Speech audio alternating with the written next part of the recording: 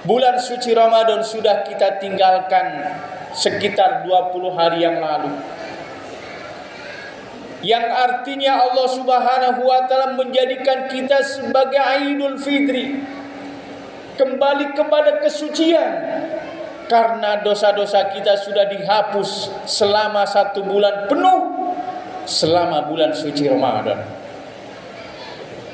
Allah Subhanahu wa taala berjanji akan menghapus dosa-dosa kita selama bulan suci Ramadan, selama kita mau melaksanakan puasa dengan penuh keimanan dan keikhlasan hanya mengharap ridha Allah Subhanahu wa taala. Sebagaimana Rasulullah SAW pernah bersabda bahwasanya dosa-dosa kita akan diampuni oleh Allah manakala kita mau berpuasa di bulan suci Ramadan. Man shoma ramadana imanan wa ihtisaban ghufira lahu ma taqaddama min dambi. Man shoma ramadana, barang siapa yang melaksanakan puasa di bulan suci Ramadan imanan wa ihtisaban, dengan penuh keimanan dan keikhlasan hanya mengharap ridha Allah, ghufira lahu ma taqaddama min dambi, maka Allah akan mengampuni semua dosa-dosa kita yang telah lampau. Yang artinya pada bulan ini kita sudah kembali kepada kesucian, suci dari dosa-dosa di hadapan Allah Subhanahu wa taala. Dari berbagai macam ibadah yang kita kerjakan selama bulan suci Ramadan sampai hari ini, mungkin tidak bisa kita hitung ibadah apa saja yang kita kerjakan di hadapan Allah Subhanahu wa taala. Tetapi ada 3 ibadah yang paling utama di hadapan Allah Subhanahu wa taala. 3 ibadah sepanjang masa yang tidak boleh kita tinggalkan sama sekali. Ketika sahabat Ibnu Mas'ud radhiyallahu anhu bertanya kepada Rasul, "Wahai Rasulullah, ibadah apa yang paling utama di hadapan Allah Subhanahu wa taala? Dari berbagai macam ibadah yang kita kerjakan, dari berbagai macam ibadah yang kita lakukan setiap hari, setiap saat dan setiap waktu." Kemudian Rasul menjawab, ibadah yang paling utama yang pertama adalah as-sholatu ala waktiha, sholat pada waktunya. Di dalam 1 hari 1 malam kita diwajibkan oleh Allah untuk melaksanakan sholat yang 5 waktu. Itulah ibadah sepanjang masa yang tidak boleh kita tinggalkan sama sekali. Di dalam kewajiban sholat tidak ada istilah bagi yang mampu. Baik itu kita dalam keadaan sehat maupun dalam keadaan sakit, kita tetap wajib menjalankan ibadah sholat 5 waktu. Baik itu kita dalam keadaan senang maupun dalam keadaan susah sekalipun, kita tidak boleh meninggalkan sholat yang 5 waktu. Kenapa sholat 5 waktu dijadikan ibadah yang paling utama, yang pertama di hadapan Allah Subhanahu wa taala? Karena Rasulullah SAW pernah bersabda, as-sholatu imaduddin, faman aqamaha faqad aqamadin, wa man tarakaha faqad hadamadin. Kata Rasul, sholat itu adalah tiang agama. Barang siapa yang mendirikan sholat berarti dia telah menegakkan agama, dan barang siapa yang meninggalkan sholat berarti dia telah merobohkan agama. Disitulah pentingnya kewajiban sholat yang 5 waktu. Mempunyai pahala yang begitu besar di hadapan Allah Subhanahu wa taala ketika kita senantiasa menjalankan sholat yang 5 waktu. Begitu juga sebaliknya, begitu besar dosa ketika kita meninggalkan sholat yang 5 waktu. Bahkan sebesar-besar dosa adalah dosa meninggalkan sholat yang 5 waktu. Lebih besar daripada dosa zina, lebih besar daripada dosa mencuri, Makanya sholat 5 waktu wajib kita jaga untuk mendapatkan ridho dari Allah Subhanahu wa ta'ala. Tetapi walaupun sebesar apapun dosa yang kita kerjakan di hadapan Allah, karena meninggalkan sholat, karena berbuat maksiat yang lain, tetapi ampunan Allah jauh lebih besar dibanding dengan dosa-dosa yang kita kerjakan. Selama kita mau bertobat kepada Allah Subhanahu wa ta'ala, Allah pasti akan mengampuni dosa-dosa kita, sebesar apapun, seluas apapun dosa yang kita kerjakan. Dan Allah Subhanahu wa ta'ala senantiasa memanggil kepada kita, ya ayyuhalladzina amanu tubu ilallah taubatan nasuha. Wahai orang-orang yang beriman,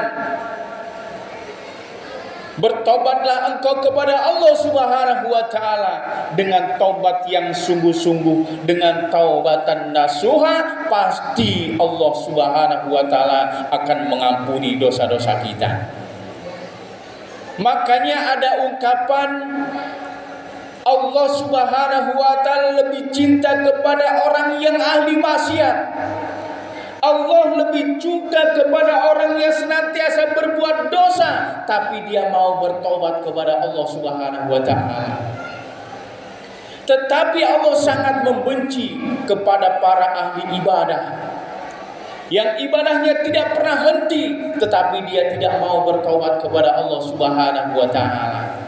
Jadilah orang-orang yang senantiasa ahli ibadah dan dia mau bertobat kepada Allah Subhanahu wa ta'ala, mengaku dirinya banyak dosa di hadapan Allah, sehingga kita senantiasa bertobat setiap hari, setiap saat, dan Allah pasti akan mengampuni dosa-dosa kita di hadapan Allah Subhanahu wa ta'ala, dan Allah akan menjadikan kita sebagai orang yang beriman dan bertakwa kepada Allah Subhanahu wa ta'ala. Semoga kita semua senantiasa tergolong hambanya Allah, yang senantiasa hamba yang mendirikan sholat yang 5 waktu sampai dengan akhir hayat kita. Amin ya rabbal alamin.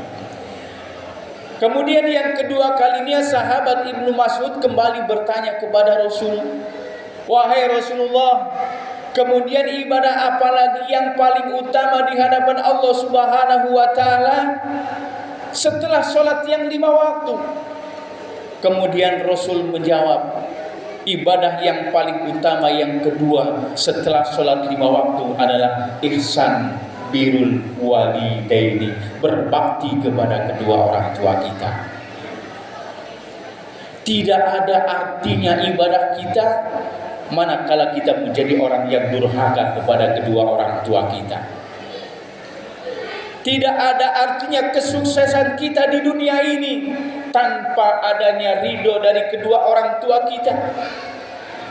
Karena Rasulullah SAW pernah bersabda, ridullah fi ridul walidaini wa suhtullah fi suhtil walidaini. Ridhonya Allah itu semua tergantung ridho kedua orang tua kita, dan murkanya Allah itu semua tergantung dari murka kedua orang tua kita. Makanya kita saksikan dan merasakan setelah kita melaksanakan puasa 1 bulan penuh di bulan suci Ramadan, banyak umat Islam yang rela mengorbankan hartanya untuk pulang kampung, rela untuk macet-macetan di jalan demi untuk mendapatkan ridho dari kedua orang tuanya. Karena ridhonya Allah semua tergantung ridho kedua orang tua kita.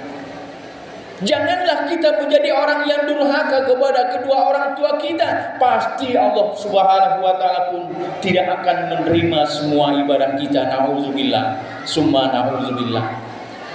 Lebih dekat kembali kita kepada kedua orang tua kita. Buatlah hati orang tua kita senang. Buatlah hati orang tua kita bahagia. Buatlah orang tua kita tersenyum. Ketika kita ingin melihat Allah tersenyum kepada kita, jadikan orang tua kita tersenyum kepada kita. Para hadirin sidang Jumat rahimakumullah, atau mungkin justru sebaliknya, kita sering menyakiti hati kedua orang tua kita. Kita sering mengecewakan hati kedua orang tua kita. Bahkan kita sering membuat orang tua kita menangis. Kembalilah ke jalan Allah Subhanahu wa taala dengan cara mencari ridho kedua orang tua kita, karena ridhonya kedua orang tua kita adalah ridho dari Allah Subhanahu wa taala. Semoga kita semua tergolong hambanya Allah, hamba yang senantiasa mendoakan kedua orang tua kita, berbakti kepada kedua orang tua kita, kita senantiasa mendapatkan ridho dari Allah Subhanahu wa taala. Kemudian yang ketiga kalinya, sahabat Ibnu Mas'ud radhiyallahu anhu kembali bertanya kepada Rasul, "Wahai Rasulullah, kemudian ibadah apa lagi yang paling utama di hadapan Allah Subhanahu wa taala setelah sholat yang 5 waktu dan ihsan birrul walidaini?" Kemudian Rasul menjawab, ibadah yang paling utama di hadapan Allah Subhanahu wa taala yang ketiga adalah al-jihadu fi sabilillah, jihad di jalan Allah Subhanahu wa taala. Kalau kita mendengar kalimat jihad biasanya identik dengan yang namanya peperangan, padahal tidak. Tidak perlu kita datang ke Palestina sana. Cukup kita mengirimkan sebuah doa. Allahumma ansur ikhwaninal muslimina fi Palestina. Ya Allah, ya Rabbi, berilah kemenangan kepada saudara-saudara kita di Palestina yang sedang dizolimi sama orang-orang kafir. Cukup kita mengirimkan sebuah doa yang mulia. Dan kalau mampu kita berdonasi untuk saudara-saudara kita di Palestina. Sesungguhnya orang-orang yang gugur di jalan Allah Subhanahu wa taala tidak akan mati selama-lamanya di hadapan Allah Subhanahu wa taala. Sebagaimana Allah Subhanahu wa taala berfirman, "Wa la tahsabannal ladzina qutilu fi sabilillahi amwata bal ahya'u inda rabbihim yurzaqun." Dan jangan sekali-kali kamu mengira bahwa orang yang gugur di jalan Allah Subhanahu wa taala itu mati. Bal ahya'u inda rabbihim yurzaqun, bahkan mereka akan hidup kekal di sisi Allah Subhanahu wa taala. Orang yang gugur di jalan Allah Subhanahu wa taala dalam peperangan, sesungguhnya itulah kemenangan yang abadi di hadapan Allah Subhanahu wa taala. Ternyata jihad yang terbesar bukanlah perang kita melawan orang-orang kafir, melawan orang-orang munafik, melawan orang-orang Yahudi, tetapi jihad yang terbesar di hadapan Allah adalah jihad melawan hawa nafsu. Ketika Rasulullah SAW selesai melaksanakan perang Badar, perang yang begitu dahsyat, banyak sekali memakan korban dari pihak kaum muslimin maupun kaum kafirin. Tiba-tiba ada salah satu sahabat bertanya kepada Rasul, "Ya Rasulullah, apakah akan ada lagi yang paling hebat di hadapan Allah selain perang Badar?" Kemudian Rasul menjawab, "Ada." "Tunjukkan ya Rasulullah, perang apa lagi yang akan kita hadapi yang perang yang lebih besar daripada perang Badar?" "Perang melawan hawa nafsu." Ketika kita mampu menjalankan perintah Allah Subhanahu wa taala, menjalankan semua kewajiban-kewajiban kita di hadapan Allah Subhanahu wa taala, maka kita sudah termasuk jihad fi sabilillah. Ketika datang waktu sholat, kita bergegas untuk melaksanakan sholat yang 5 waktu, itu bagian jihad fi sabilillah. Setiap hari, setiap saat kita menafkahi kebutuhan untuk keluarga, untuk anak kita, istri kita, semua mengandung nilai jihad di hadapan Allah Subhanahu wa taala. Para hadirin sidang Jumat rahimakumullah. Itulah 3 ibadah yang paling utama di hadapan Allah Subhanahu wa taala, ibadah sepanjang masa yang tidak boleh kita tinggalkan sama sekali. Semoga semua ibadah kita diterima oleh Allah Subhanahu wa taala dan semua dosa-dosa kita diampuni oleh Allah Subhanahu wa taala. Barakallahu lana fil Qur'anil Karim, innahu huwal ghafurur rahim.